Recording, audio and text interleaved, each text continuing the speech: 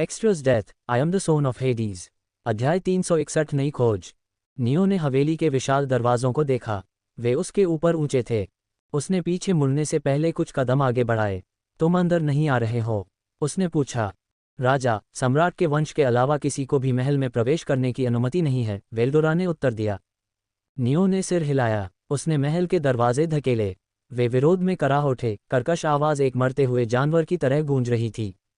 जैसे ही दरवाजे खुले, महल से बर्फीली हवा का एक झोंका आया, जो नियो से टकराया। ठंड ने उसकी त्वचा को जकड़ लिया तो उसने भौहें सिकोड़ लीं। उसके अंदर घुसते ही उसके कदम जोर से गूंजने लगे। उसके सामने धुंधले गलियारे अंतहीन रूप से फैले हुए थे। प्रत्येक दालान में योद्धाओं की विशाल मूर्तियां लगी हुई थीं। एकमात्र शोर नियो के कदमों की आहट और खिड़कियों से आती हवा की हल्की सीटी से आ रहा था। नियो का दिल तेजी से धड़क रहा था क्योंकि वह गलियारे के अंत में दरवाजे के पास पहुंच रहा था। वह इसके पीछे होगा, नियो ने सोचा। उसका हाथ दरवाजे पर मडरा रहा था। वह हेड्स से कभी नहीं मिला था, शैडो ट्रायल के दौरान भी नहीं। उसने अपने पिता हेड्स के पुनर्जन्म को देखा था जब वह एक बच्चा था, लेकिन हेड्स को नहीं। यह उनकी पहली मुलाकात होगी। यहाँ कुछ नहीं है। नियो ने अपने तेज दिल को संभाला, एक गहरी सांस ली और दरवाजे को धक्का देकर खोला। अंदर उसके सामने एक भव्य हॉल फैला हुआ था। ओब्सीडियन के खंभे छत तक ऊंचे थे और दीवारों पर प्राचीन युद्धों और विजयों को दर्शाती पेंटिंग लगी हुई थीं। ऊपर काले क्रिस्टल का एक विशाल झूमर लटका हुआ था, जो कमरे में एक भयावह चमक बिखेर रहा था। हॉल के दूर छोर पर हड्डियों और ओब्सीडियन से बने काले सिंहासन पर एक आदमी बैठा था। वह बेहद खूबसूरत था। उसके बाल आधी रात की तरह काले थे जो उसके कंधों पर झर रहे थे, और उसकी आंखें खून के रंग की चमक रही थीं। उसकी मौजूदगी दम घोंटने वाली थी। उसका ड्रैगन जैसा हाथ उसकी ठुड्डी के नीचे आराम से टिका हुआ था, मानो वह नियो का इंतजार कर रहा था। स्वागत है मेरे बेटे, आदमी ने कहा। नियो के चेहरे पर भाव गहरे हो गए। उसने अपनी मुट्ठियां भींच लीं और उसके अंदर क्रोध उबलने लगा। धीरे धीरे उसने ओबिट्स को म्यान से बाहर निकाला। तुम क्या कर रहे हो, नियो? आदमी ने पूछा। मैं तुम्हें 10 सेकंड देता हूं। नियो की आभा तूफान की तरह फूट पड़ी। हॉल में ऐसा दबाव भर गया कि हवा कांपने लगी। मुझे बताओ कि तुम कौन हो और पिताजी कहाँ हैं? आदमी की भौहें सिकुड़ गईं। तुम क्या कह रहे हो? मैं तुम्हारा पिता हूं। समय समाप्त हो गया है। नियो आगे बढ़ा। एक पल में वह उस आदमी के सामने था। उसकी तलवार पीछे खींची हुई थी, हमला करने के लिए तैयार थी। दिव्य तलवारबाजी दूसरा रूप, तसुबामे गेशी। नियो की तलवार हवा में चमकी, उस आदमी की गर्दन पर निशाना साधते हुए। आदमी मुस्कुराया, एक ठंडी, जानकार मुस्कान, और एक उंगली उठाए। ब्लेड बीच में ही रुक गया, जम गया, जैसे कि किसी अदृश्य शक्ति ने उसे अपनी जगह पर रखा हो। आदमी की मुस्कान गहरी हो गई। तुम क्यों सोचते हो कि मैं हेड्स नहीं हूं? नियो ने तेजी से पीछे हटना शुरू किया जब उसका हमला विफल हो गया। उसने अपना रुख बनाए रखा। उसके हाथ में ओबिट्स चमक रहा था। उनके बीच की हवा भारी हो गई, मानो उस आदमी की मौजूदगी में पूरी जगह कांप रही हो। नियो को अपने माता पिता का आशीर्वाद प्राप्त था। इंटेंट की बदौलत आशीर्वाद काम आया और नियो ने हेड्स और परसेफोन का इंटेंट देखा। तुम्हारा इंटेंट डैड से बिल्कुल अलग है। नियो ने घूर कर देखा। तुम कौन हो? आहा। उस आदमी की हंसी गड़गड़ाहट की तरह गूंजी। हॉल में हलचल मच गई। उसकी तेज आवाज खंभों से टकराकर नियो की रीढ़ में सिहरन पैदा कर रही थी। वह सिंहासन से उठ खड़ा हुआ। जैसे ही उसका रूप बदलने लगा, उसके चारों ओर की परछाइयां अस्वाभाविक रूप से मुड़ गईं। उसके ड्रैगन जैसे पंजे मानव हाथों में बदल गए। उसके काले भूरे बाल छोटे होकर नुकीले हो गए और उसकी रक्त लाल आंखें चमकीली सुनहरी हो गईं।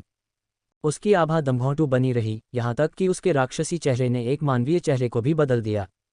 मैं कौन हूँ? जब उसने अपने कंधे पर एक बड़ी तलवार लटकाई तो उस आदमी की सुनहरी आंखें खुशी से चमक उठीं।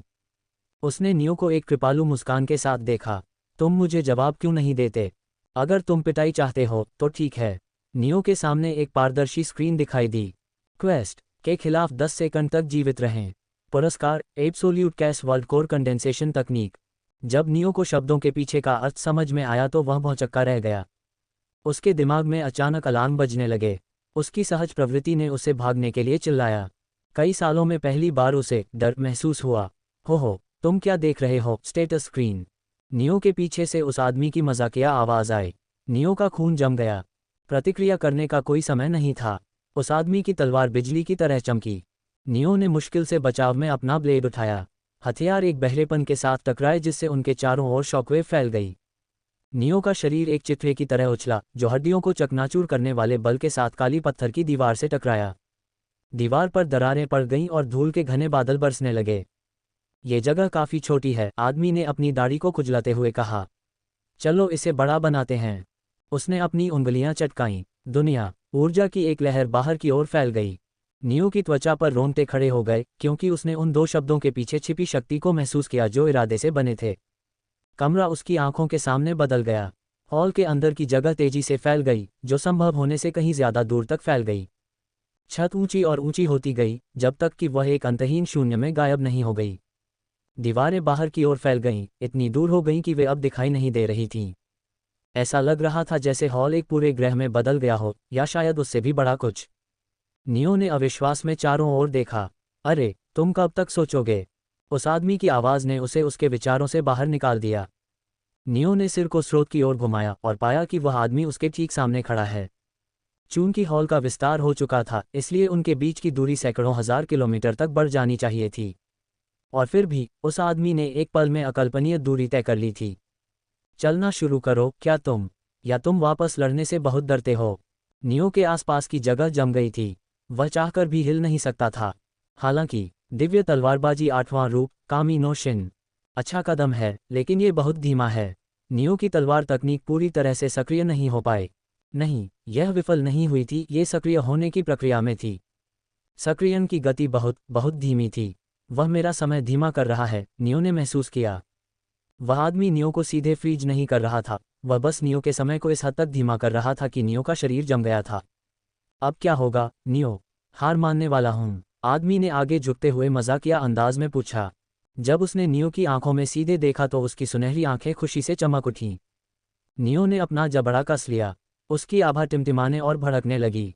धीरे धीरे, दर्द के साथ, उसका शरीर फिर से हिलने लगा। इससे उसे ऐसा लगा जैसे वह समुद्र को थामने की कोशिश कर रहा हो। आश्चर्य से उस आदमी की आंखें थोड़ी चौड़ी हो गईं, लेकिन उसने जल्दी से इसे एक मुस्कुराहट के साथ छिपा लिया। मैंने सुना था कि स्वर्ग तोड़ने वाले शक्तिशाली होते हैं, लेकिन मुझे लगता है कि मैं गलत था। तुम बहुत कमजोर हो। नियो ने तानों को अनदेखा किया और पूरी तरह से खुद को मुक्त करने पर ध्यान केंद्रित किया। उसकी आभा एक बार फिर भड़क उठी, इस बार और भी ज्यादा चमकीली। उसके चारों ओर सफेद ऊर्जा की किरणें दिखाई देने लगीं। जब उसने विश्व ऊर्जा उत्पन्न की तो नियो का शरीर कांप उठा। अंतहीन शक्ति ने उसके शरीर को तोड़ना शुरू कर दिया और उसकी त्वचा पर दरारें दिखाई देने लगीं। परेशान मत हो, आदमी ने कहा। ये काम नहीं करेगा। ये स्पष्ट था कि आदमी इसका आनंद ले रहा था। वह पीछे हट गया, उसकी अभिव्यक्ति शांत थी, उसके शब्दों में मजाक की झलक थी। अरे, तुम कमीने कुतिया, नियो ने थूका, क्योंकि वह आखिरकार अपना मुंह हिलाने में कामयाब रहा। इसे पकड़ो। आदमी के मुंह का कोना हिल गया, लेकिन इससे पहले कि वह प्रतिक्रिया कर पाता, नियो ने अपना शैडो स्पेस खोल दिया।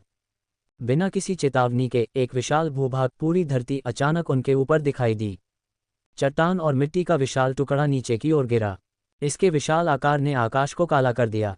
जब यह जमीन से टकराया तो प्रभाव प्रलयकारी था। एक बहरा विस्फोट हवा में फट गया, जिस जगह वे खड़े थे उसके पूरे ढांचे को हिला दिया।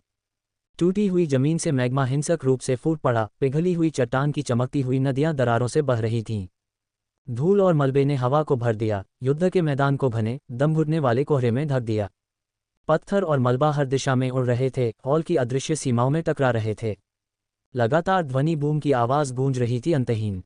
कुछ पल के लिए उस आदमी ने नियो के समय पर अपनी पकड़ ढीली कर दी, अचानक हमले से चौंक गया। खांसी, खांसी। नियो ने अपने शरीर को एक विशाल पहाड़ के मलबे के नीचे आधा कुचला हुआ पाया। उसके अंग फंसे हुए थे और खून उसके कपड़ों पर लगा हुआ था। उसने अपना आशीर्वाद सक्रिय किया और खुद को ठीक किया। एक दहाड़ के साथ उसने अपनी आभा को प्रकट किया, जिससे उसके ऊपर का पहाड़ अनगिनत टुकड़ों में बिखर गया। मलबा सभी दिशाओं में बिखर गया और नियो अपने पैरों पर खड़ा हो गया। उसकी सांसें भारी और कठिन थीं। भाड़ में जाओ। उसने उजाड़ युद्ध के मैदान के चारों ओर देखा। एक बार का प्राचीन हॉल अब बंजर भूमि बन गया था। खंभे उखड़ गए थे, फर्श फट गया था और छत अब घूमते हुए धुएं और राख के बीच दिखाई नहीं दे रही थी। अब हम उससे क्यों लड़ रहे हैं? मुझे लगा कि वह तुम्हारा दोस्त है। नियो के कंधे पर आराम कर रहे कीड़े की आवाज गूंजी। दोस्त, नियो ने अपने मुंह से खून पोंछते हुए कहा।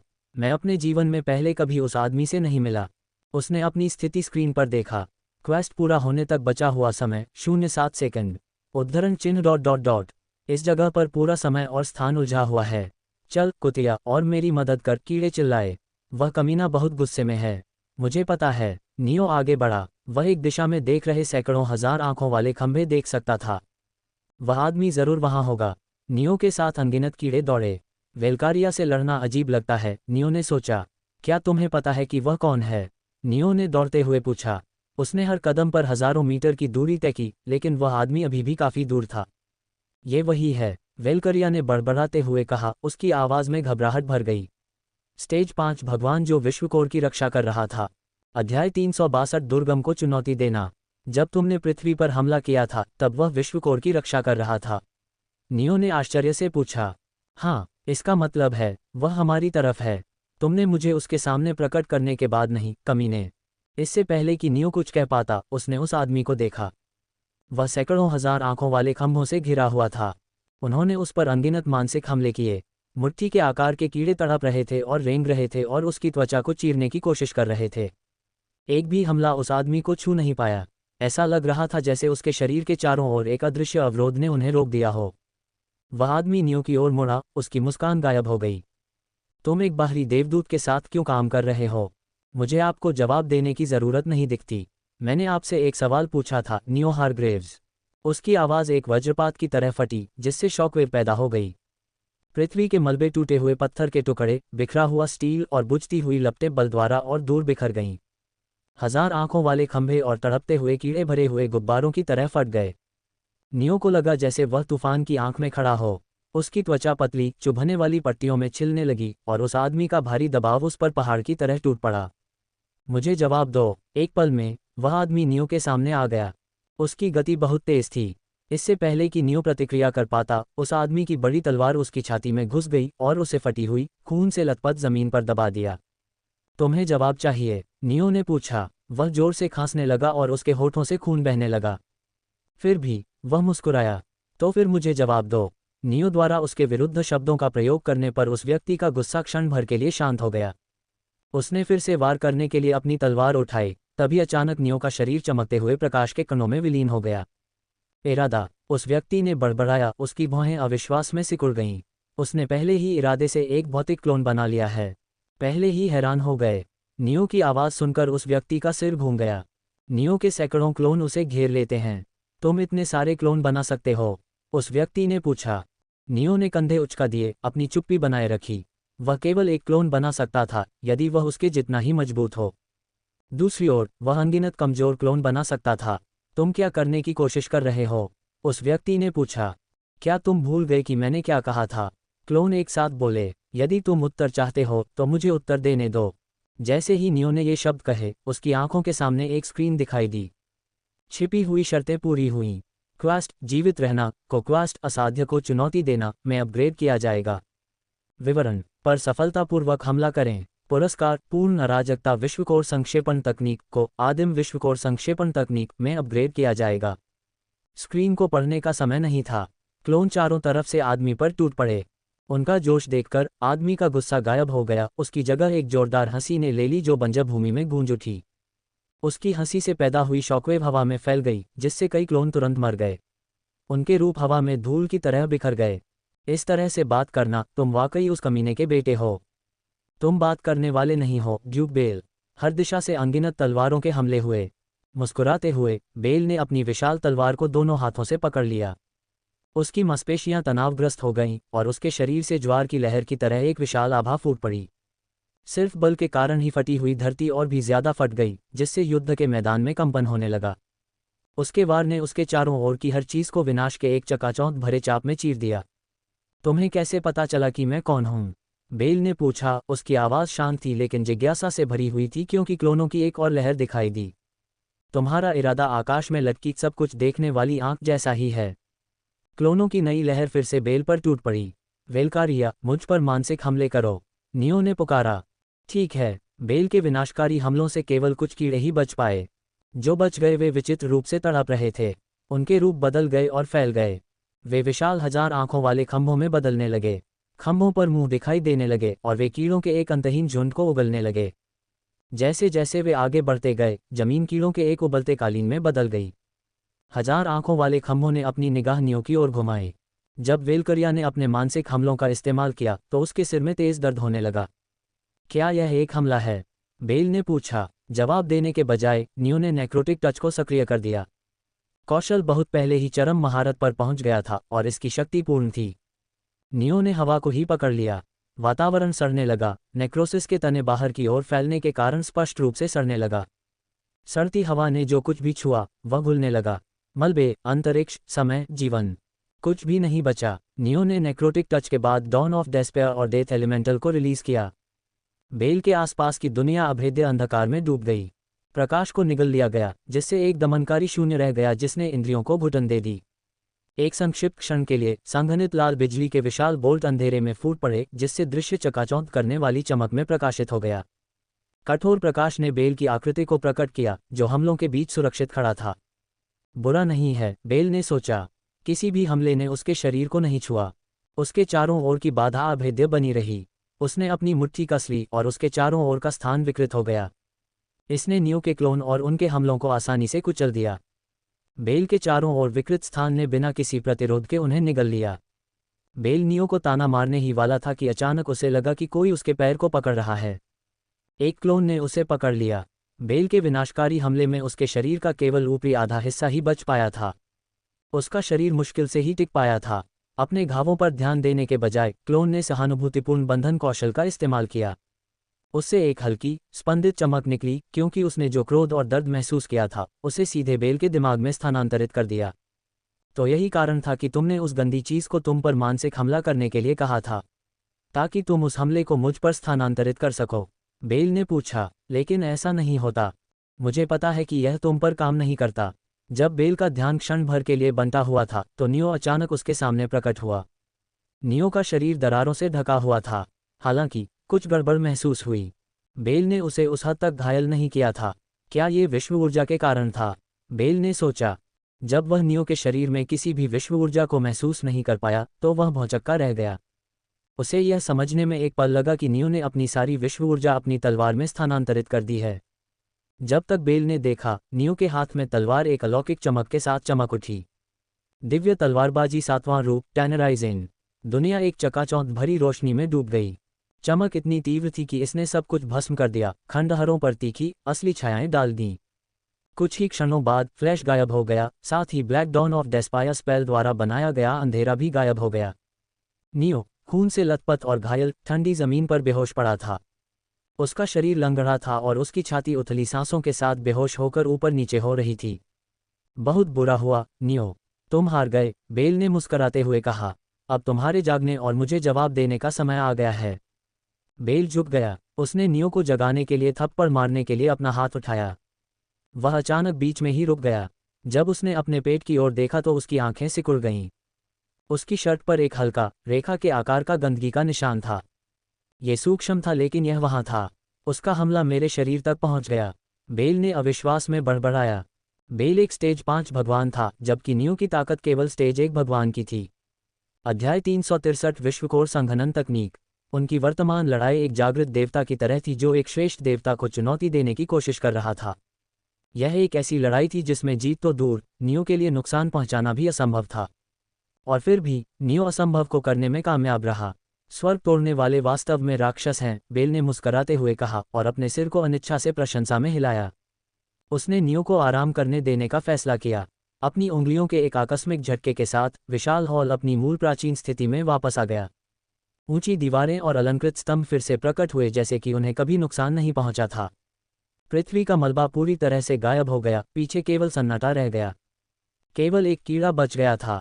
हाँ हेलो सर, वेलकरिया ने बहुत पसीना बहाते हुए कहा।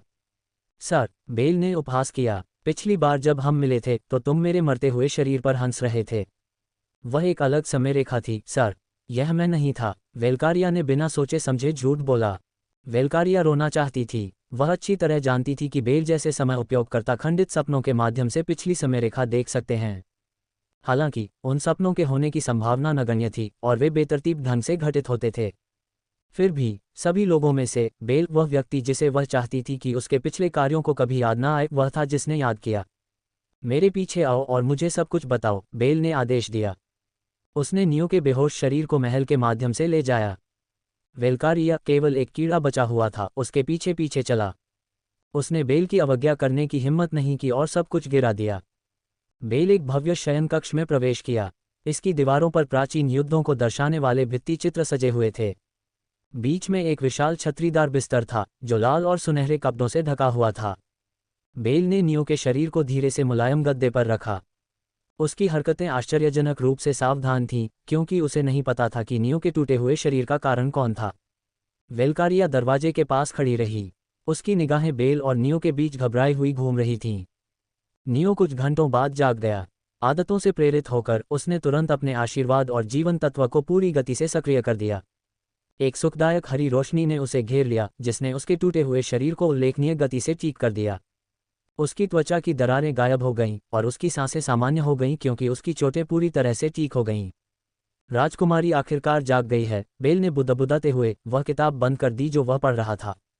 वह बिस्तर के बगल में एक मजबूत कुर्सी पर बैठ गया। उसकी महान तलवार उसके पीछे की दीवार पर टिकी हुई थी। नियो अपनी कनपटी को रगड़ते हुए उठ बैठा। उसकी नज़र बेल पर पड़ी और उसका चेहरा खट्टा हो गया। तुम्हें कैसा लग रहा है? बेल ने मजाक के स्वर में पूछा। मुझे बकवास लग रहा है, नियो ने बेबाकी से जवाब दिया। उसने अपने हाथों की ओर देखा और गुस्से में अपनी मुट्ठियां भींच लीं। हेवनब्रेकर मेरी गांड, उसने मेरे साथ खिलवाड़ किया और मैं कुछ नहीं कर सका। बेल उसे मार सकता था, या इससे भी बुरा अगर उसका कोई इरादा होता। नियो खुद को बचाने के लिए बहुत कमज़ोर था। वह सिर्फ इसलिए बच गया क्योंकि बेल का उसे नुकसान पहुंचाने का कोई इरादा नहीं था। जब उसकी आंखों के सामने अचानक एक स्क्रीन चमकी तो उसके विचारों की श्रृंखला टूट गई। क्वेस्ट चुनौतीपूर्ण को चुनौती देना पूरा हुआ। पुरस्कार आदिम विश्वकोर संक्षेपण तकनीक। उसके दिमाग में सूचनाओं का प्रवाह दिखाई दिया। Absolute cash world core condensation तकनीक, जो उसका पिछला इनाम था, उसे कैश तत्व से लगाव रखने वाला वर्ल्ड कोर बनाने की अनुमति देता। कैश दूषित मृत्यु तत्व का दूसरा नाम था।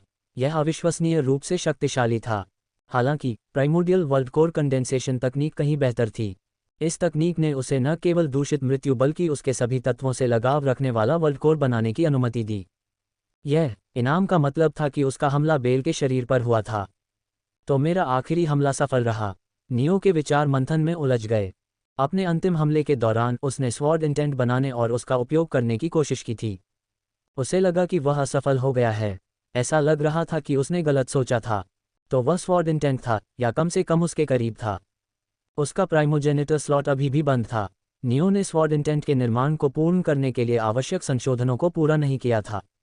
अब मैं जो उपयोग कर सकता हूं वह एक अधूरा स्वॉर्ड इंटेंट है, और यह स्टेज 5 भगवान को नुकसान पहुंचाने में सक्षम था। नियो के हाथ थोड़े कांपने लगे क्योंकि उसका दिल उत्साह से धड़कने लगा। पूरा स्वॉर्ड इंटेंट कितना शक्तिशाली होगा। नियो खुद को रोक नहीं सका और एक छोटी सी मुस्कान छोड़ दी। वह जानता था कि उसने वास्तव में बेल को चोट नहीं पहुंचाई है, केवल हमला करने में कामयाब रहा है। वह भी इसलिए क्योंकि बेल ने उसे कम आंका था। फिर भी उसने जो किया वह एक ऐसा कारनामा था जो उसके रैंक का कोई भी व्यक्ति हासिल करने में सक्षम नहीं होना चाहिए था। मैं जल्द से जल्द स्वॉर्ड इंटेंट बनाना चाहता हूं, नियो ने उत्साह से सोचा। वह मजबूत होता जा रहा था। ये वह एहसास था जिसे वह पसंद करता था। हेलो, बेल करीब झुका। उसने नियो के चेहरे के सामने नाटकीय ढंग से अपना हाथ लहराया। अंडरवर्ल्ड से राजकुमारी को बुला रहा हूं, क्या तुम मुझे सुन सकते हो? मैं तुम्हें बिल्कुल ठीक से सुन सकता हूं, और तुम्हें इस तरह अपना हाथ हिलाने की जरूरत नहीं है। नियो की आवाज़ सपाट थी क्योंकि उसने अपनी आंखों की ओर इशारा किया था। मैं अंधा हूं। बेल ने एक पल के लिए रुककर एक बड़ी मुस्कान बिखेरी। इसलिए मैंने तुम्हारी आंखों के सामने अपना हाथ लहराया। बेल हंसते हुए अपनी कुर्सी पर पीछे झुक गया। नियो ने अपना मुंह खोलने से पहले भावशून्य भाव से उसे देखा। आप तलवार की मंशा का उपयोग कर सकते हैं, है न? क्या आप मुझे ये सिखा सकते हैं? उसने बेल के तानों का जवाब देने के बजाय पूछा। मैं नहीं चाहता। क्यों? मैं तुम्हें क्यों सिखाऊं? हर कोई तुम्हारी पीठ नहीं चाटना चाहता, सिर्फ इसलिए कि तुम अंडरवर्ल्ड के वारिस हो। नियो के होंठ जवाब पर फड़क उठे। तो तुम्हें पता है कि मैं अंडरवर्ल्ड का वारिस हूं और तुम मेरे पिता के लिए काम करते हो, लेकिन तुम मेरी बात नहीं सुनते। उसने अपने विचार व्यक्त नहीं किए। कोई मतलब नहीं था। वह समझ गया कि बेल को परवाह नहीं होगी, भले ही वह हेड्स नाम का इस्तेमाल करे। तुम्हारे जैसा पागल मेरे पिता की सेवा करने वाला पहला ग्रिम रीपर कैसे बन गया? उसने झल्लाते हुए पूछा। अरे, यह अपमानजनक है, बेल ने अपनी बाहें क्रॉस करते हुए कहा, जबकि उसके मुंह के कोने पर एक हल्की सी मुस्कुराहट उभरी। मैं ग्रिम रीपर हूं और वह सम्राट है, और यह इसके विपरीत नहीं है। इसका एकमात्र कारण यह है कि जब हम छोटे थे तो मैं लड़ाई हार गया था। अन्यथा मैं अंडरवर्ल्ड का सम्राट होता। लेकिन तुम हार गए, है न? नियो ने बेल के शब्दों से सुराग निकालते हुए पूछा। वैसे मेरे पिताजी की रैंक क्या है? मैं इसके बारे में उत्सुक हूँ। चूंकि अंडरवर्ल्ड कई दुनियाओं से आत्माओं का प्रबंधन करता है, इसलिए वह अंडरवर्ल्ड के शासक के रूप में काफी मजबूत होना चाहिए। अध्याय 364 अपने माता पिता के वर्तमान पुनर्जन्म का पता लगाएं। वह था, और उस सवाल का क्या मतलब है, मैं भी मजबूत हूं। मैं तुम्हारे पिता का प्रतिद्वंद्वी था, तो वह तुम्हारी तरह स्टेज 5 का भगवान था? नियो ने अपनी आंखें सिकोड़ते हुए पूछा। उद्धरण चिन्ह ... जब हम छोटे थे तो वह शायद मुझसे थोड़ा आगे निकल गया होगा, बेल ने अनिच्छा से स्वीकार किया, अपनी नजरें हटाते हुए। थोड़ा कितना होता है? उद्धरण चिन्ह ... उद्धरण चिन्ह। ग्रैंड ड्यूक बेल, थोड़ा कितना होता है? थोड़ा होता है, बेल ने कर्कश स्वर में उत्तर दिया। नियो ने बेल को भावशून्य दृष्टि से देखा। बेल अपनी कुर्सी पर हिल गया और खांसने लगा। उसने हाथ हिलाकर खारिज किया और जल्दी से विषय बदल दिया। मैंने इस कीट से तुम्हारे छाया परीक्षण के बारे में सुना। वेलकारिया ने फर्नीचर के पीछे से झांकते हुए अचानक एक हरकत की जिसने नियो का ध्यान खींचा।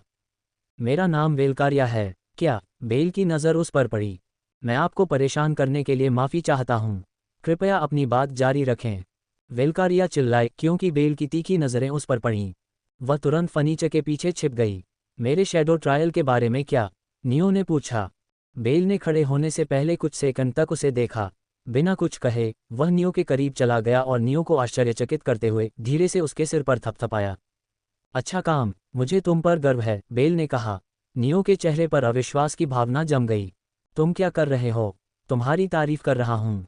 तुम्हारे अभिभावक के तौर पर यह मेरा एक काम है, बेल ने मुस्कुराते हुए जवाब दिया, जैसे कि उसका जवाब स्पष्ट था। एक संरक्षक जिससे मैं पहली बार मिल रहा हूँ और जिसने कुछ सेकंड पहले मुझे लगभग मार ही डाला था। क्या मेरे दूर रहने के दौरान संरक्षक की परिभाषा बदल गई? ये छोटा सा, बेल की मुस्कुराहट में बदलाव आया। उसने एक गहरी सांस ली और हल्की निराशा में अपना सिर हिलाते हुए आह भरी। ये छोटा सा, बेल की मुस्कुराहट में बदलाव आया। उसने एक गहरी सांस ली और हल्की निराशा में अपना सिर हिलाते हुए आह भरी।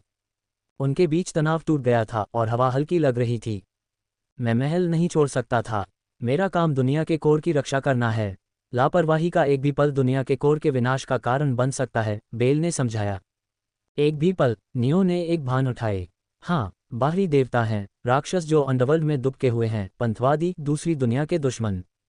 कोई नहीं बता सकता कि कौन कब यहाँ टेलीपोर्ट हो सकता है।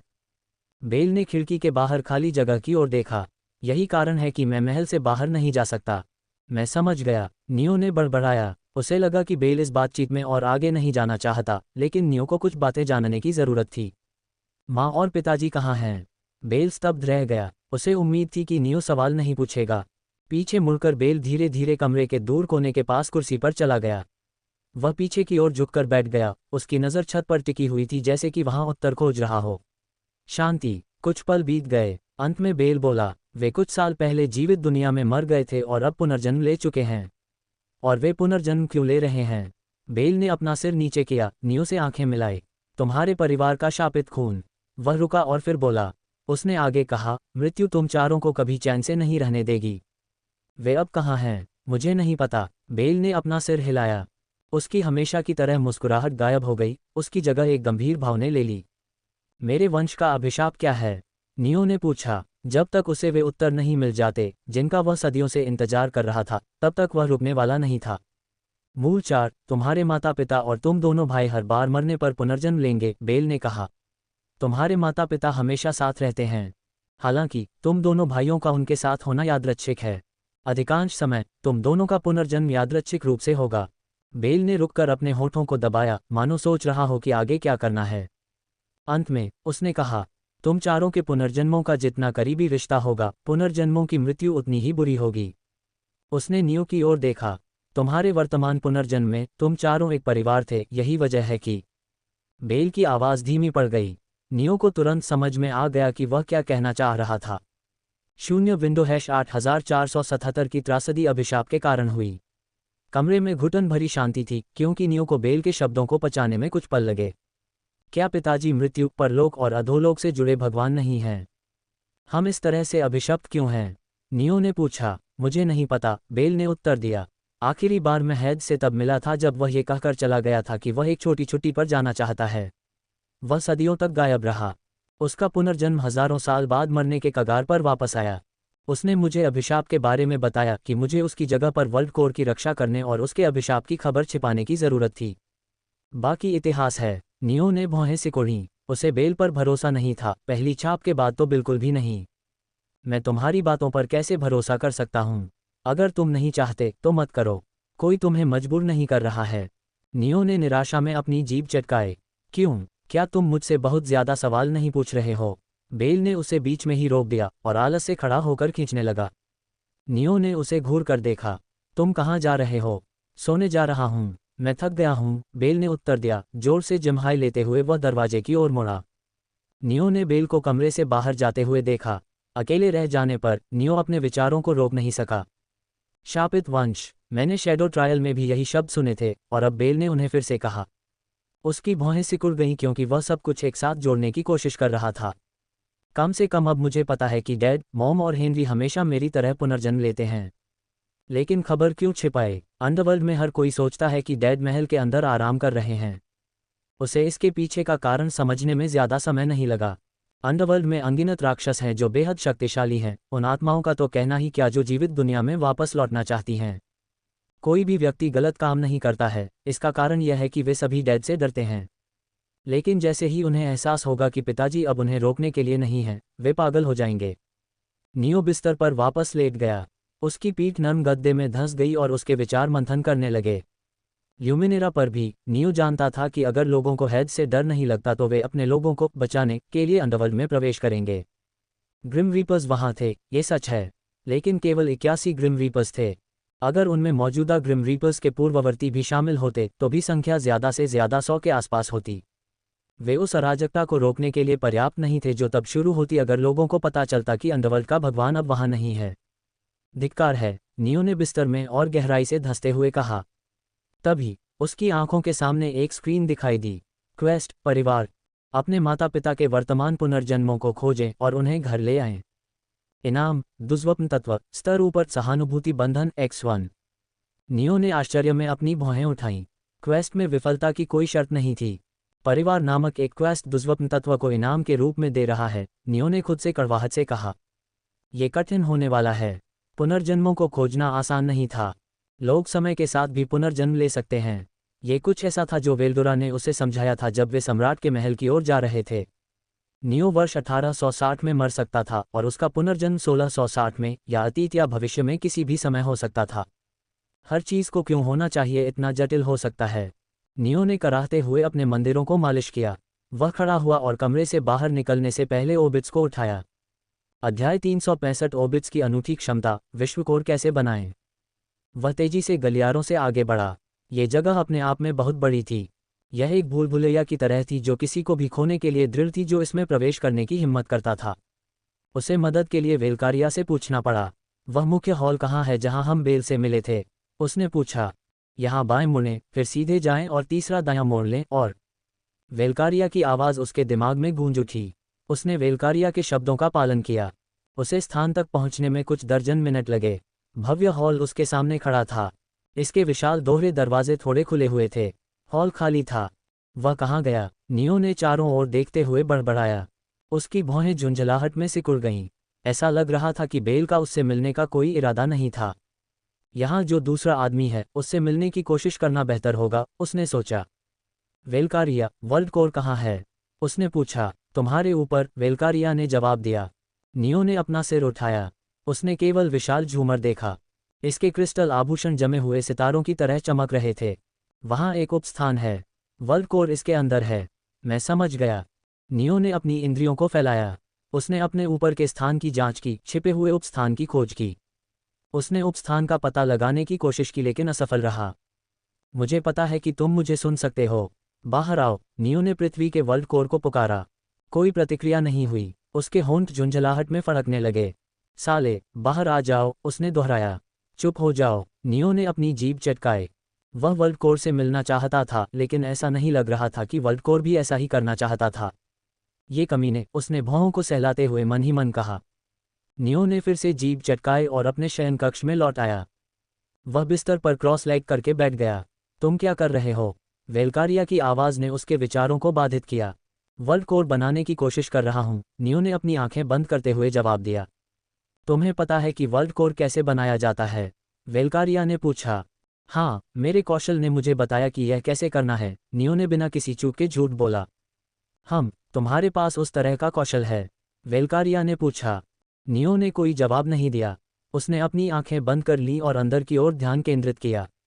मुझे अनदेखा मत करो, कमीने।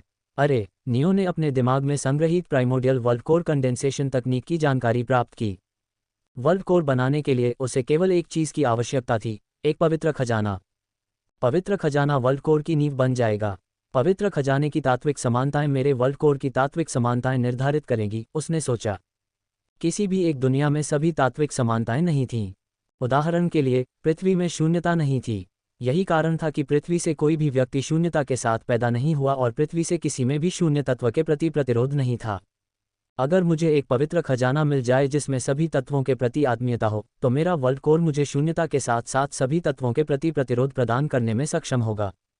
नियो के होंठ एक फीकी, विचारशील मुस्कान में मुड़ गए। पृथ्वी के वर्ल्ड कोर की बदौलत उसके पास पहले से ही सभी तत्वों के प्रति उच्च प्रतिरोध था।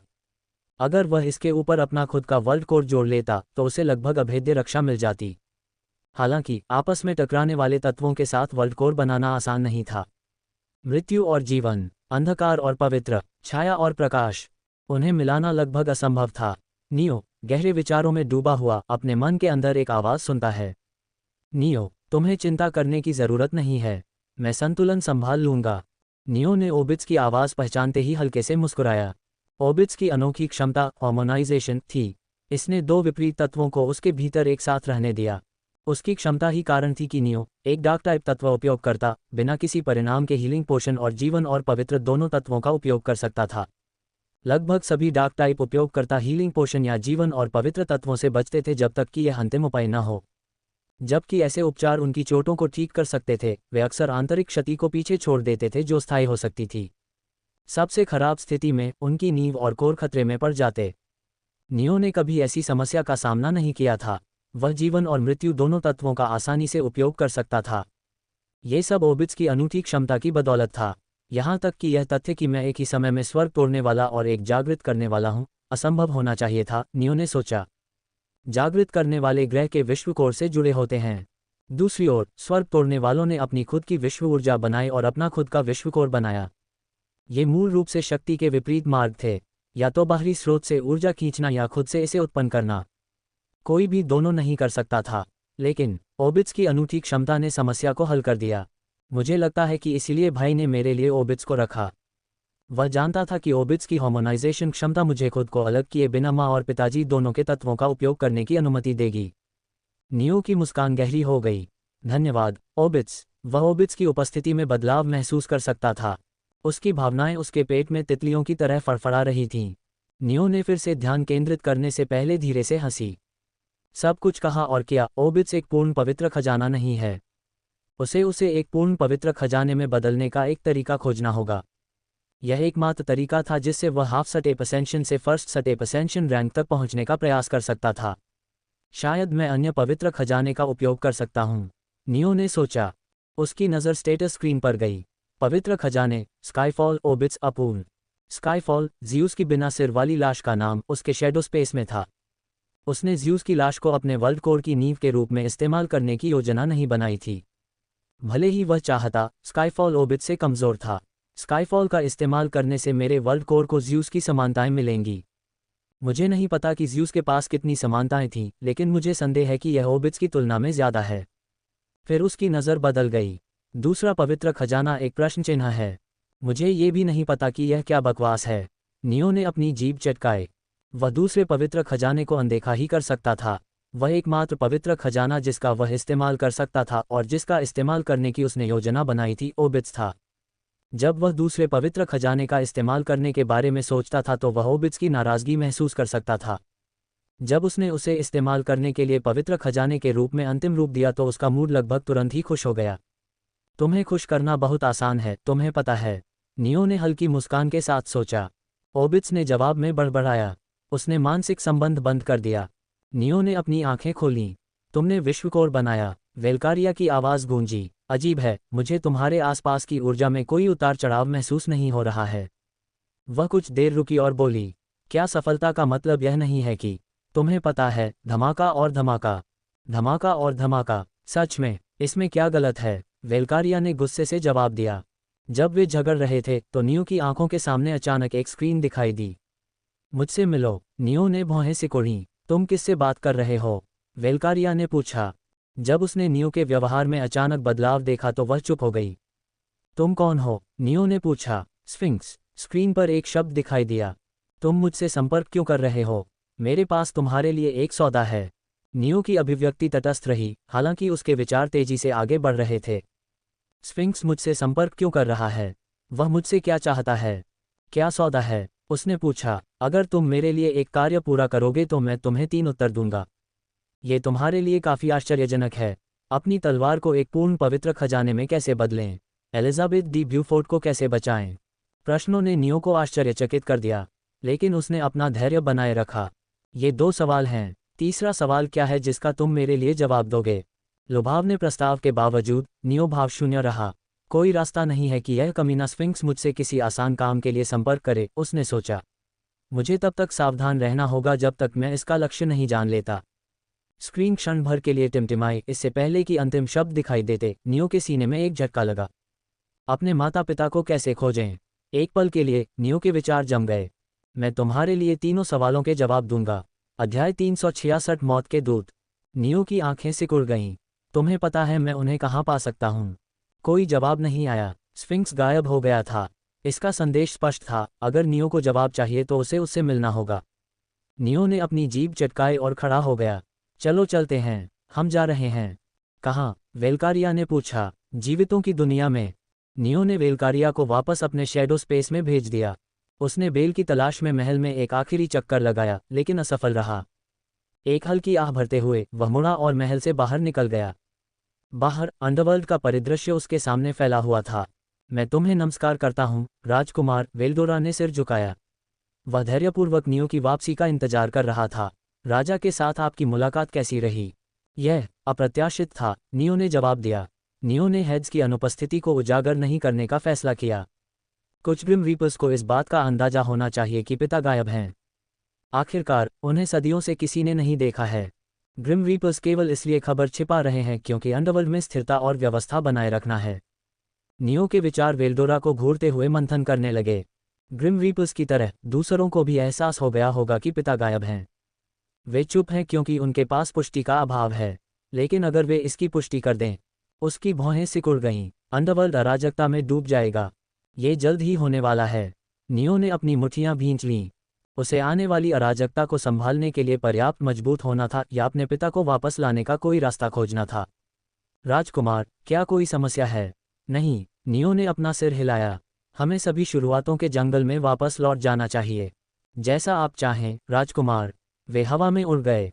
यात्रा करते हुए कई सप्ताह बीत गए। सभी शुरुआतों के जंगल में पहुंचने के बाद नियो ने अपने ग्रिम रीपर बैज का इस्तेमाल किया।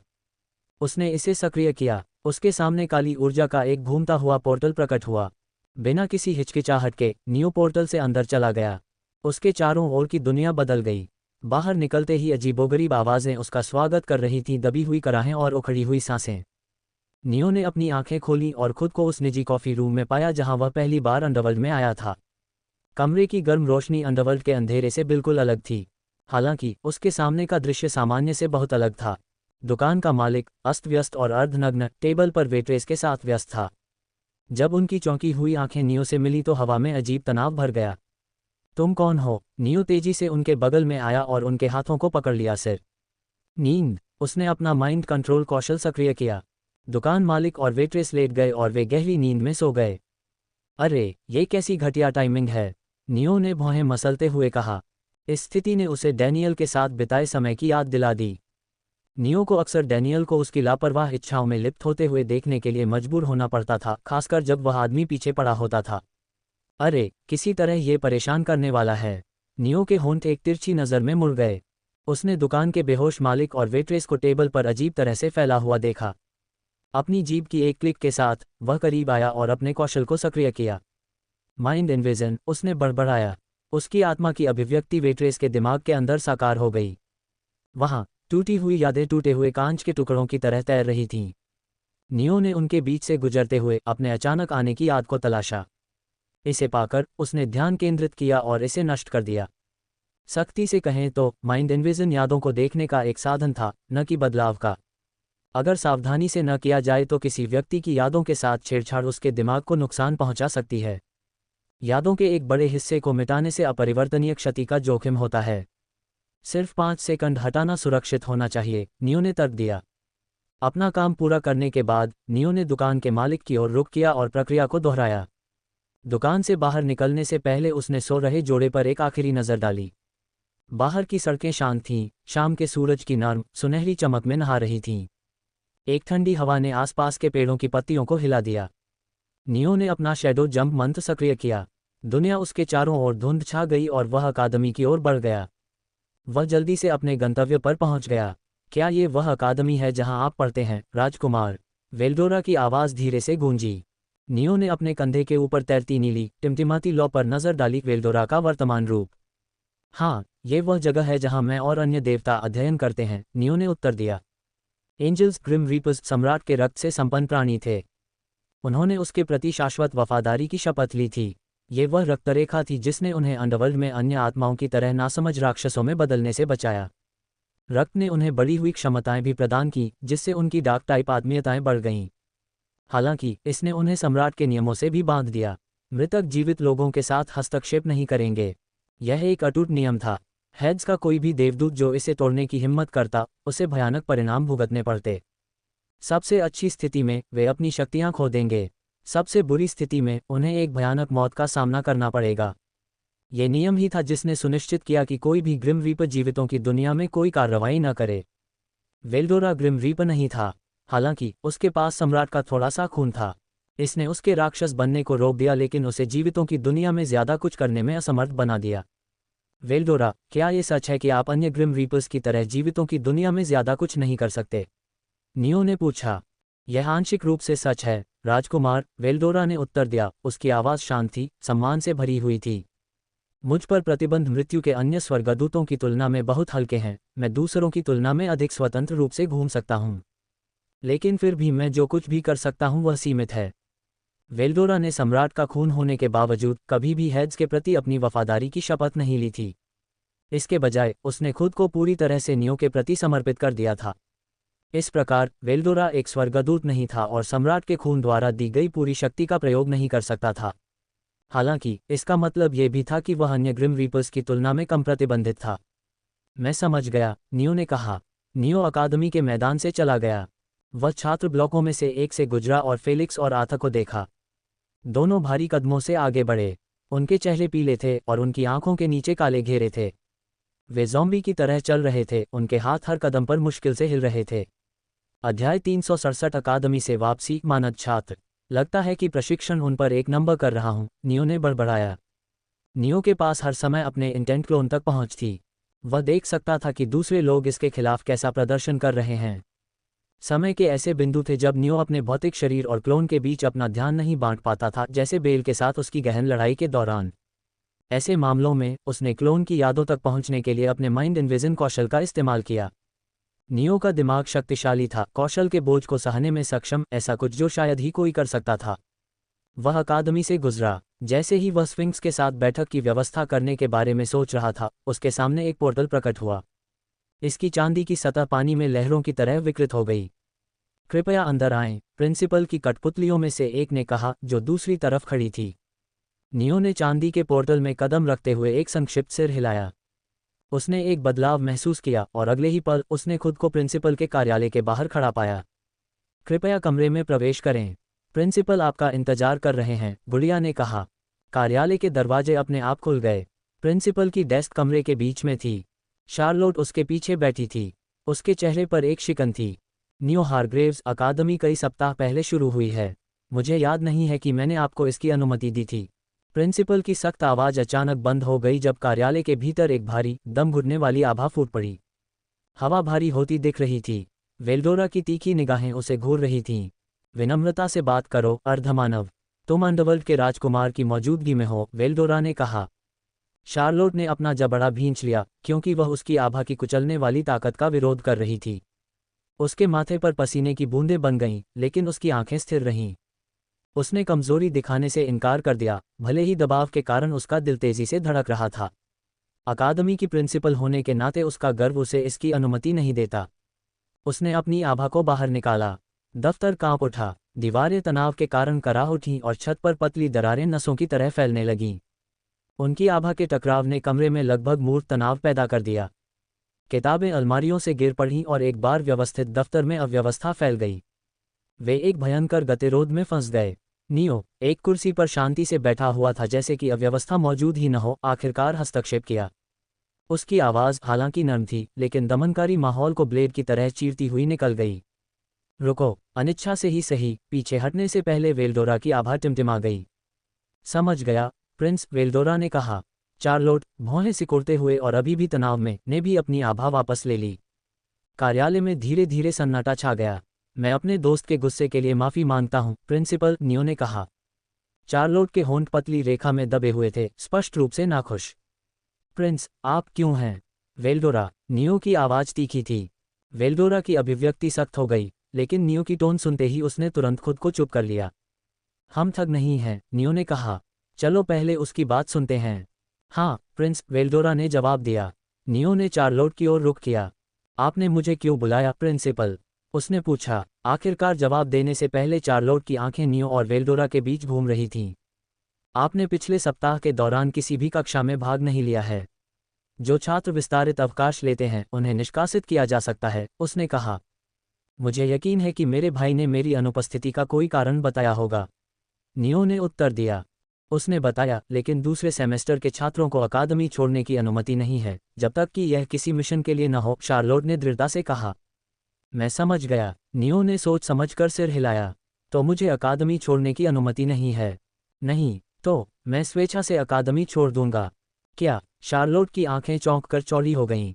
अकादमी में भाग लेने का मेरा कारण अन्य छात्रों का उपयोग अपने विकास के लिए एक तीक्ष्ण पत्थर के रूप में करना और एक टेम्पलर बनना था। लेकिन मैं पहले ही छात्रों से आगे निकल चुका हूँ। मैंने अपने समय तत्व को जागृत करते हुए पीछे हटने के दौरान सभी पाठ्यक्रम सीखे और नियो ने आगे कहने से पहले अपने होंठ सिकोड़े। मुझे जूनियर टेम्पलर सर्टिफिकेशन की ज़रूरत नहीं है। ग्रेट क्लान ऑफ डेथ के कबीले के नेता के रूप में, जो 3 महान कुलों में से एक है, मैं पहले से ही जूनियर टेम्पलर हूँ। यदि आप किसी वरिष्ठ टेम्पलर को उनके पद के लिए चुनौती देने का अधिकार चाहते हैं, तो आपको कॉलेज में भाग लेने की आवश्यकता है, चार्लोट ने जवाब दिया। जैसा कि मैंने कहा, महान मृत्यु कबीले के कबीले नेता के रूप में मेरे पास पहले से ही यह अधिकार है, नियो ने जवाब दिया। चार्लोट ने गहरी सांस ली। वह अपनी कुर्सी पर पीछे झुक गई। नियो हीरे के चम्मच के साथ पैदा हुआ था। ये वाक्यांश उसके दिमाग में कड़वाहट से आया। उसकी वंशावली, विशेषाधिकार और जन्मजात प्रतिभा ने उसे अछूत बना दिया। अगर वह छोड़ना चाहता तो वह उसे रोक नहीं सकती थी, और वह ये जानती थी। मानद छात्र बनने के बारे में क्या ख्याल है? इस तरह आपका रिकॉर्ड दोषरहित रहेगा और आप अकादमी के छात्र रहते हुए भी अकादमी से बाहर जा सकते हैं, प्रिंसिपल ने प्रस्ताव दिया। मानद छात्र क्या होता है? नियो ने पूछा। आप केवल नाम के छात्र होंगे और आपको अपनी इच्छानुसार सारी स्वतंत्रता मिलेगी, चार्लोट ने समझाया। तो मुझे कक्षाओं में भाग लेने की आवश्यकता नहीं है? नहीं। परीक्षाओं के बारे में क्या? आपको उन्हें देने की भी आवश्यकता नहीं है। नियो ने अपना सिर थोड़ा झुकाया। आप जो प्रस्ताव दे रहे हैं वह बहुत बढ़िया है। इसके पीछे क्या कारण है? चार्लोट के होंठ एक कड़वी मुस्कान में बदल गए जब वह आगे झुकी। उसकी उंगलियां डेस्क के ऊपर आपस में उलझी हुई थीं। छवि, उसने कहा, यदि महान कबीले का नेता अपने शैक्षणिक कार्यकाल के बीच में ही छोड़ देता है, तो डेमिगॉड अकादमी की छवि को बहुत बड़ा झटका लगेगा। इससे लोग हमारी क्षमताओं पर सवाल उठाएंगे। वे कहेंगे, हमने सुना है कि डेमिगॉड अकादमी ल्यूमिनेरा की सबसे अच्छी अकादमी है, लेकिन अगर यह सबसे अच्छी है, तो नियो हारग्रेव्स जैसे प्रतिभाशाली व्यक्ति ने इसे क्यों छोड़ा? चार्लोट की तीखी नज़र नियो से मिली। खासकर अब जब आपकी प्रसिद्धि सर्वकालिक उच्च स्तर पर है, तो आपका वापस जाना हमें बहुत प्रभावित करेगा, उसने कहा। नियो एक घरेलू नाम बन गया था। सुपरनोवा, जिसने अकादमी प्रवेश टूर्नामेंट के दौरान ज़ीउस कबीले की प्रतिभा को हराया। वह जो अकेले ही एस रैंक मिशन के पूरा होने का कारण बन गया। अमर कातिल, जिसने एक ही हिट से पौराणिक मिनोटॉर को नीचे गिरा दिया। तलवारबाज, जिसने टाइगर रैंक वाली विंडो को अकेले ही जीत लिया। वह जिसे हेड्स का खून विरासत में मिला। एक सच्चे आत्मा हथियार का मालिक। वापसी करने वाला, जिसने शैडो ट्रायल पूरा किया। किसी ऐसे व्यक्ति को ढूंढना मुश्किल था जो नियो को नहीं जानता था। किसी ऐसे व्यक्ति को खोजो जो ऐसा कर सके। तो इसीलिए तुम चाहते हो कि मैं मानद छात्र बनूं, नियो ने कहा। हाँ, चार्लोट ने उत्तर दिया। इस पद पर तुम्हें वह स्वतंत्रता मिलेगी जो तुम चाहते हो, जबकि हम एक ही समय में अपनी छवि भी बचा सकते हैं।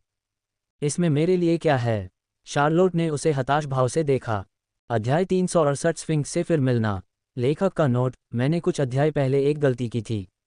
फैमिली क्वेस्ट के लिए इनाम 2 स्तर का एम्पैथिक बॉन्ड कौशल है, एक नहीं। अल्पविराम। जब उसने कुछ नहीं कहा तो उसे एहसास हुआ कि वह मजाक नहीं कर रहा था। क्या तुम बदले में कुछ चाहते हो? हाँ, शार्लोट ने भौहें सिकोड़ी।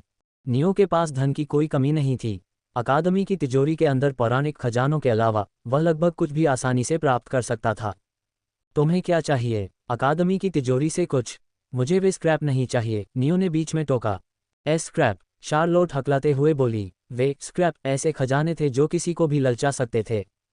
उन्हें केवल शीर्ष रैंक वाले छात्रों को दिया जाता था, और तब भी जब वे दुर्लभ और असाधारण उपलब्धियां हासिल करते थे। एक पल के लिए उसके हाथ मुट्ठियों में सिमट गए और उसने अपनी जलन को दबाने की कोशिश की। उसने धीरे धीरे सांस ली। उसे एहसास हुआ कि उसने अपनी भावनाओं को लगभग छोड़ दिया था।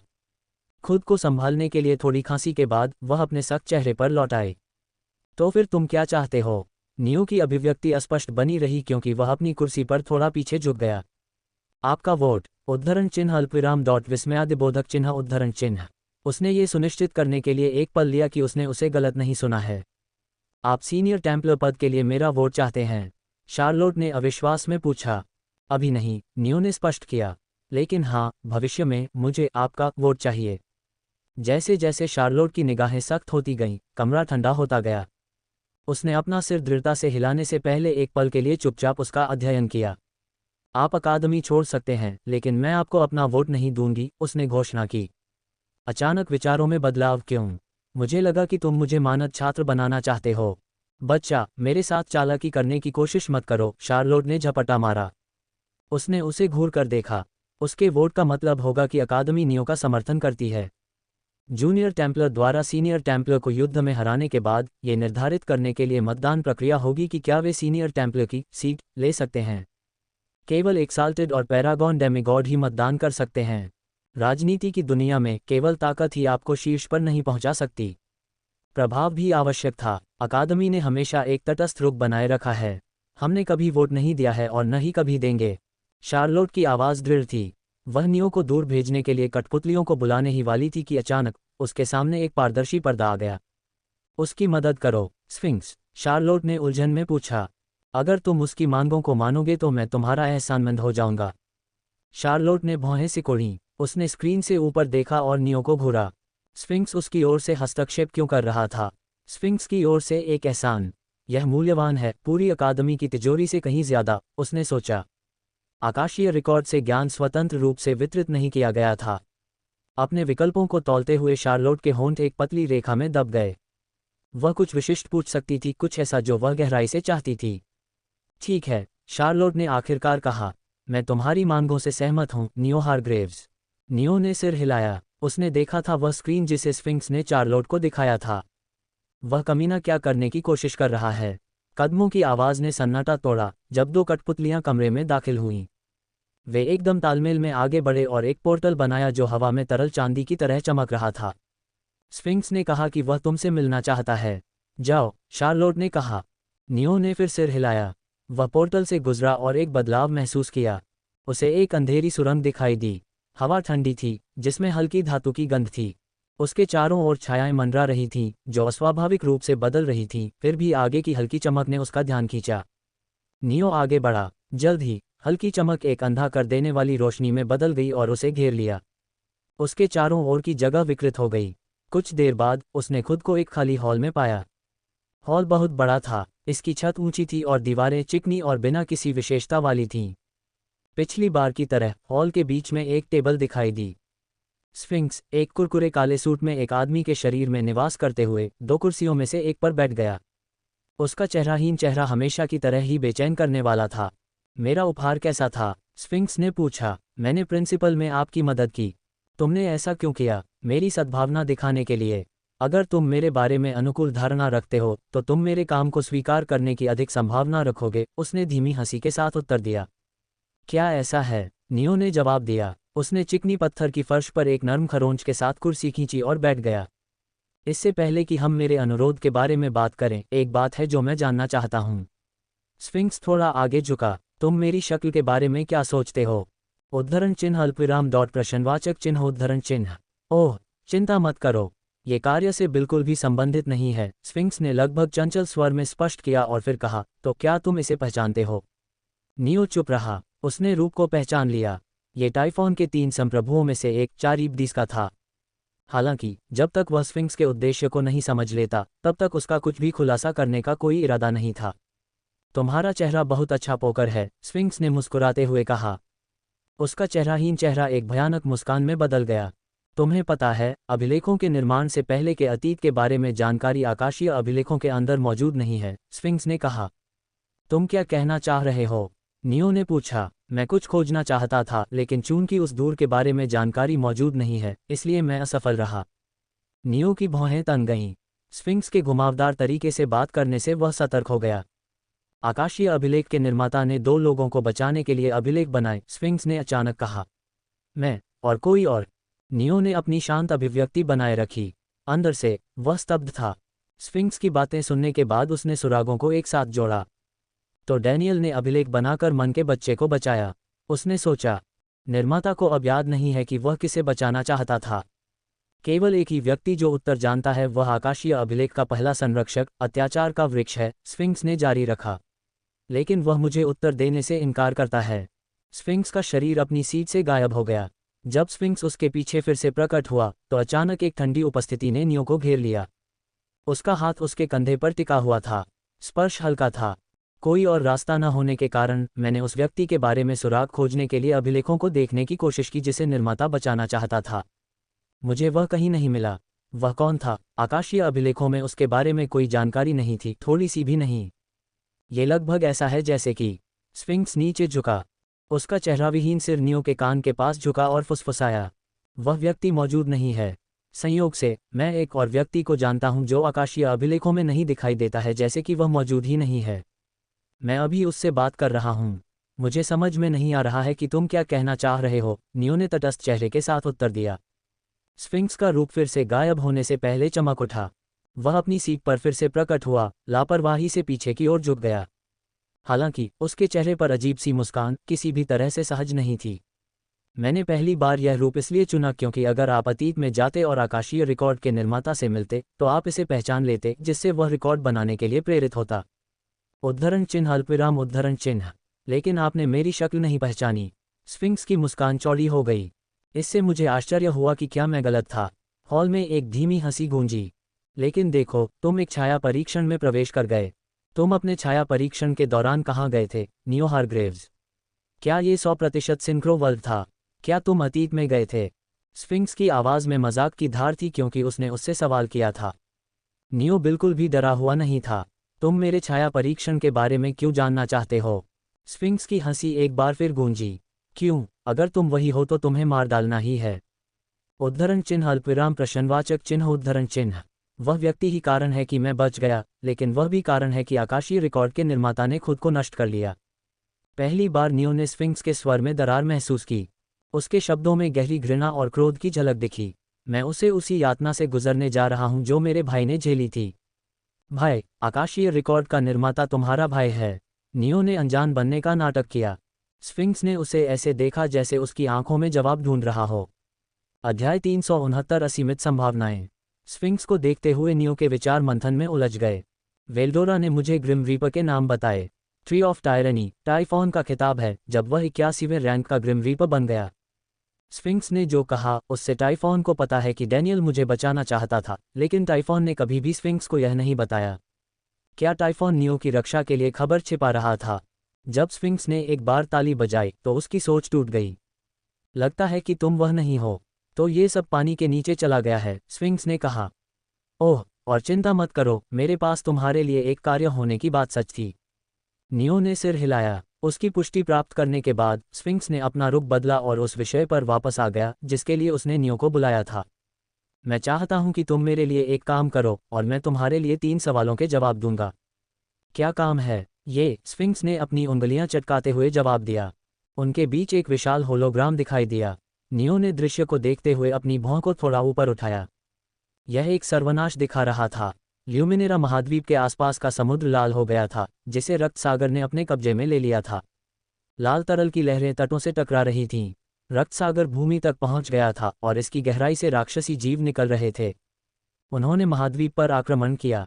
होलोग्राम पर अराजकता फैल गई, शहर जल गए, आसमान में धुआं उठ रहा था और लोगों की पीड़ा भरी चीखें लगभग सुनाई दे रही थीं। जमीन लाशों से अटी पड़ी थी और सड़कों पर खून की नदियां बह रही थीं। महाद्वीप के सभी कोनों पर युद्ध छिड़ा हुआ था, जिसमें भारी हताहत हो रहे थे। शहर हर दिन गिरते रहे। चाहे कितने भी राक्षस पराजित हुए हों, रक्त सागर से और भी राक्षस निकले।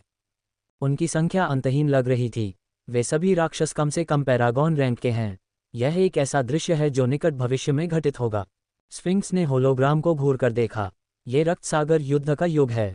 जल्द ही हमारे महाद्वीप की शांति बिखर जाएगी और अराजकता सभी को अपनी चपेट में ले लेगी। उसने अपना सिर नीचे किया और नियो से आंखें मिलाईं। नियो के शांत व्यवहार को देखकर स्फिंक्स के चेहरे पर एक धूर्त मुस्कान आ गई। तुम काफी शांत लग रहे हो। क्या तुमने पहले भी ऐसी ही स्थिति देखी है, या क्या तुम्हें पता था कि भविष्य में ऐसा कुछ होगा? मैं बहुत हैरान हूं, उसने झूठ बोला।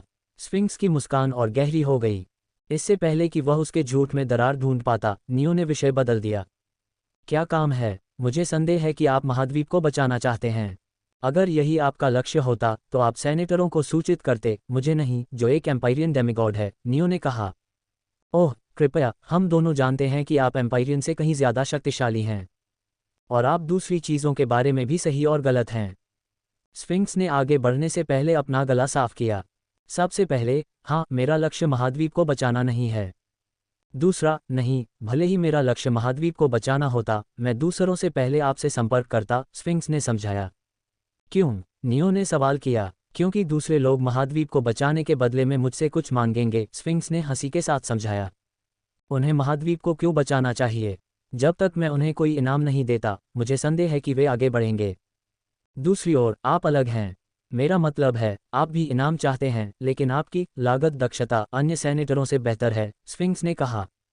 लागत दक्षता? नियो ने सवाल किया। इसे इस तरह से सोचें, जब मैं आपको इनाम देता हूं तो मुझे दूसरे सेनेटरों से मिलने वाले रिटर्न की तुलना में आपके साथ ज्यादा रिटर्न मिलता है। नियो असीम क्षमता का व्यक्तित्व था। जब तक एक सामान्य डेमिगॉड एम्पायरियन रैंक तक पहुंचता, तब तक वे 2 बड़े विकास से गुजर चुके होते। दूसरी ओर, नियो 4 बड़े विकास से गुजरा क्योंकि उसके पास 2 गुण थे, जबकि अन्य में सिर्फ 1 गुण था। वह अपने रैंक के किसी भी डेमिगॉड से कहीं ज्यादा शक्तिशाली था। जब एक हेवन ब्रेकर के रूप में उसकी ताकत को बाकी सब चीज़ों में जोड़ा गया, तो यह उसे और भी अथाह बनाता गया। तुम्हारे गुण एम्पायरियन रैंक पर हैं और पैरागॉन रैंक से बस थोड़ा ही दूर हैं। जब वे फिर से विकसित होते हैं तो तुम एक नए एक्साल्टेड डेमिगॉड जितने शक्तिशाली बन जाओगे। ये तुम्हारे लिए बस शुरुआत है। जब आपकी आरोही रैंक बढ़ेगी तो आपकी ताकत उच्च रैंक से भी आगे बढ़ जाएगी। इसके अलावा, अपने सच्चे अंधकार की अवधारणा के साथ आप और अधिक गुण प्राप्त कर सकते हैं। और ठीक है, आप इसका सार समझ गए होंगे। आपके पास रक्त सागर युद्ध को रोकने की अन्य सेनेटरों की तुलना में अधिक संभावना है, जब तक कि मैं आपको आपके विकास को पोषित करने के लिए पर्याप्त सामग्री प्रदान करता हूं, स्फिंक्स ने समझाया। लेकिन आपका लक्ष्य रक्त सागर युद्ध को रोकना नहीं है, नियो ने बताया। आप मुझे क्या कार्य देना चाहते हैं? मैं आपको ये तब तक नहीं बता सकता जब तक आप मुझसे वादा नहीं करते कि आप इसे स्वीकार करेंगे। मैं इसे जाने बिना स्वीकार नहीं कर सकता कि यह क्या है। ठीक है, स्फिंक्स ने सिर हिलाया। इसके बारे में क्या ख्याल है? मैं आपको मूल बातें समझाऊंगा कि मैं क्या चाहता हूं और मैं आपको एक उत्तर दूंगा। उसके बाद आपको एक विकल्प चुनना होगा। नियो ने भौहें सिकोड़ी। परिस्थितियां बहुत उदार लग रही थीं और वह जानता था कि स्फिंक्स पर भरोसा करना उचित नहीं है। चलो, मैं सुन रहा हूं। वे राक्षस जिन्हें तुमने होलोग्राम में देखा था, मैं चाहता हूं कि तुम उनके देश जाओ और वहां मेरे लिए कुछ करो। मुझे रक्त सागर के अंदर जाना है, नियो ने पूछा। रक्त सागर नहीं, वे दूसरी जगह से हैं। स्फिंक्स के शब्दों के बारे में सोचते हुए नियो का दिमाग तेजी से चलने लगा। रक्त सागर युद्ध के दौरान दिखाई देने वाले सभी राक्षस कम से कम पैरागॉन रैंक के होंगे। इसका मतलब है कि उनकी मातृभूमि शक्तिशाली राक्षसों से भरी हुई है। वह प्रशिक्षण के लिए ऐसी ही जगह की तलाश कर रहा था। स्फिंक्स का प्रस्ताव स्वर्ग से भेजा गया था। अनुकूल परिस्थितियों के बावजूद नियो ने अपना धैर्य बनाए रखा।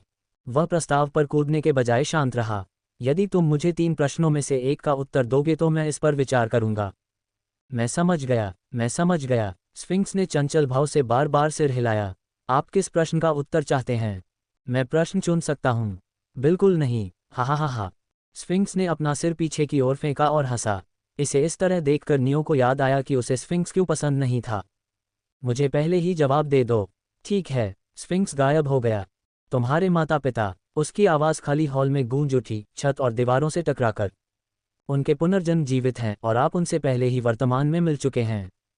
Dot dot dot. Senator Nicholas की हवेली, एरिंडेल सिटी, एरिंडोर कंट्री। हवेली में धन और शक्ति की झलक थी। ड्राइंग रूम भी कम शानदार नहीं था, जिसमें शानदार फर्नीचर और गहरी बरगंडी दीवारों के खिलाफ एक चटकती हुई चिमनी थी।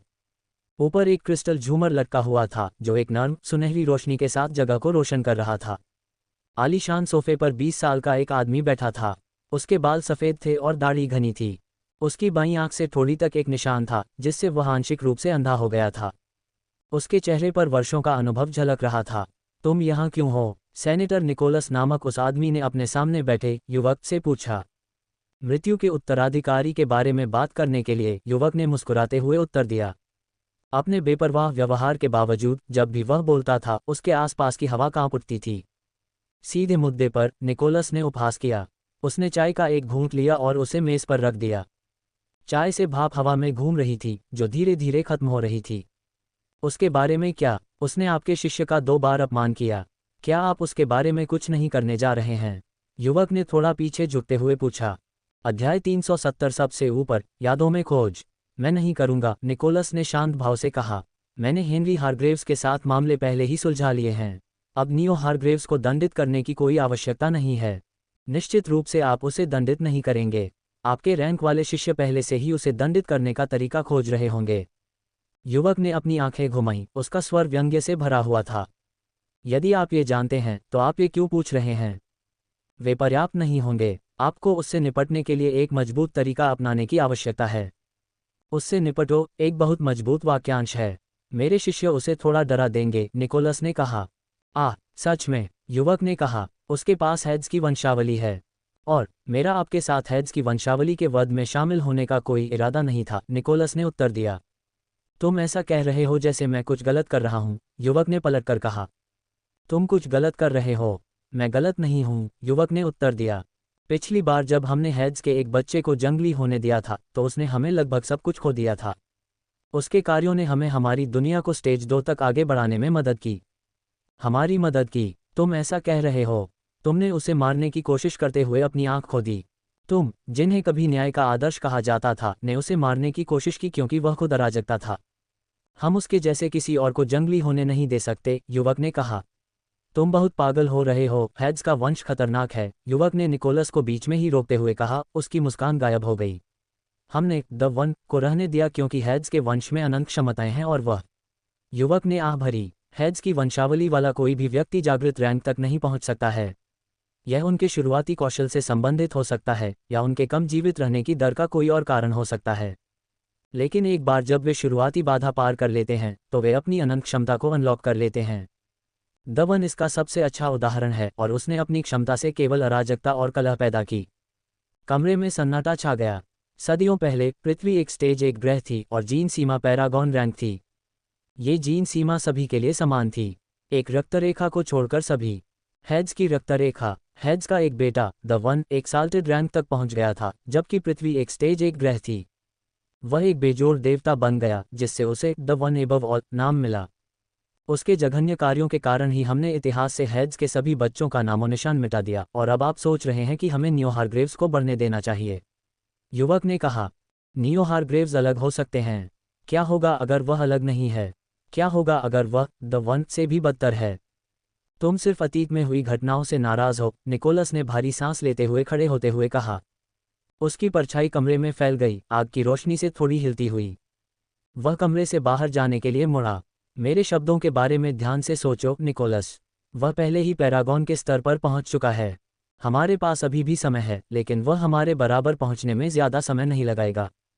क्योंकि हमारे विपरीत वह हमारी दुनिया की जीन सीमा से सीमित नहीं है।